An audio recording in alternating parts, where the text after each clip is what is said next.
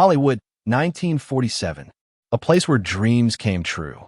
Elizabeth Short, a beautiful, young girl who came to Hollywood with the dream of becoming famous.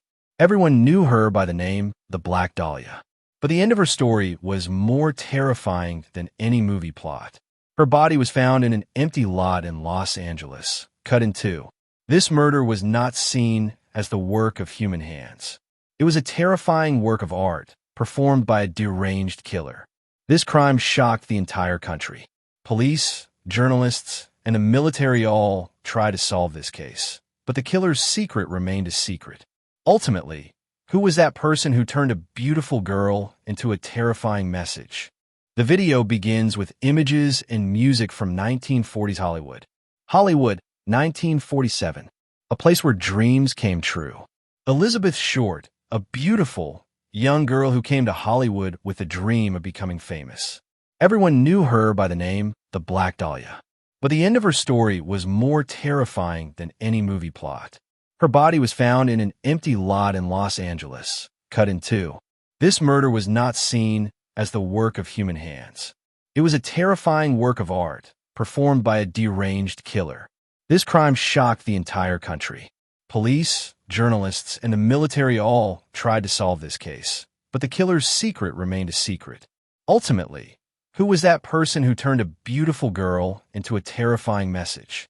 The narrator's voice becomes deeper and more mysterious. Part 1. The Life of Elizabeth Short. Elizabeth Short was born in Massachusetts in 1924. She was a girl who seemed destined for greatness from the very beginning. From a young age, she started dreaming of Hollywood and of becoming a famous star. To make her dreams a reality, she worked very hard. In 1943, when she was just 19 years old, she left her home and came to California. Hollywood in the 1940s was a world where everyone chased fame and fortune. But behind the glitz and glamour, there was also a dark side. While many people became famous, many more had their dreams shattered. Elizabeth Short was just one of thousands who came to Hollywood to try her luck. She worked various odd jobs and even had small roles in movies, but she never became a big star. She lived in Los Angeles with friends, living a life where every day was a new dream and a new test. People knew her by the nickname the Black Dahlia because she often wore black clothes, and she liked being called by that name. Part 2. The Final Days. In January 1947, Elizabeth Short was living out her final days. During her last moments, she was staying with a friend in Los Angeles. On January 8th, she told her friend that she was going to meet someone. She borrowed some money from her friend and told her that she would return soon. But she never came back. After that, no one ever saw her again. The police also received a report of her disappearance, but they didn't pay much attention to the case. They thought that she might have left on her own free will. But they didn't know that Elizabeth's secret would soon be revealed. Part 3. The Beginning of a Horrifying Truth. On January 15th, 1947, in a vacant lot in Los Angeles, something was found that shocked the entire country. A woman named Betty Berzinger was walking by with her children. She saw what she thought was a mannequin on the ground. It was the body of a woman. The body was so horrifying that she immediately called the police. When the police arrived at the scene, they found Elizabeth Short's body cut into two pieces. Her body had been cut in a very horrifying way that could scare anyone. The police could not understand why someone would commit such a crime. This murder created fear throughout Los Angeles. This event not only shocked people, but also showed them how much darkness was hidden behind their beautiful city. But what was the killer's real motive? Who was he? The day was January 15th, 1947, and the location was a vacant lot in Los Angeles. A woman named Betty Berzinger was taking a stroll with her daughter. At first, she thought she had discovered a mannequin, discarded by a store. But as she drew closer, the horrifying truth came to light. The mannequin was a human body, and the scene was more brutal than anyone could ever imagine. This was the body of Elizabeth Short. The Los Angeles Police Department arrived on the scene and were met with a sight that would haunt them for the rest of their lives. Elizabeth Short's body had been severed cleanly at the waist, cut perfectly in half. Not a drop of blood was found on the ground. She had been completely drained of blood, a procedure that suggested the killer was methodical and had some medical knowledge. Her body was meticulously cleaned and placed in the lot, her arms posed above her head in a bizarre, theatrical manner. This was not a crime of passion. It was a deliberate and calculated act designed to shock and terrify. It was a message. The media, always hungry for a story, descended upon the scene. They were the ones who gave Elizabeth her now infamous nickname, the Black Dahlia, because of her dark hair and the popular movie at the time, The Blue Dahlia. The press sensationalized every detail, turning the investigation into a morbid circus. This media frenzy created a public panic that spread across the country. The killer, it seemed, was not just content with murder. They wanted to be an artist. They wanted to be seen. The lack of blood, the meticulous posing, and the public placement of the body all pointed to a mind that was not just deranged, but also theatrical. The police and the public were left with one chilling thought. What kind of person would do this? Who was playing this terrifying game? The answer would come a few days later when the killer, still unknown, decided to communicate directly with the police and the media. The discovery of Elizabeth Short's body was more than just a crime.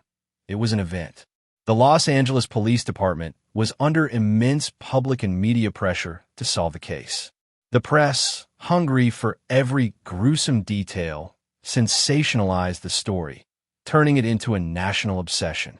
The newspapers published every piece of information, turning Elizabeth into a symbol of Hollywood's dark side. This media frenzy, however, created more problems than it solved. The constant reporting and public speculation led to a chaotic and frustrating investigation. The police were overwhelmed, not by a lack of leads, but by a flood of false ones. The phone lines at the police station were jammed with tips, each more bizarre than the last. But the biggest obstacle came in the form of confessions. Over the next few weeks, hundreds of people came forward claiming to be the killer.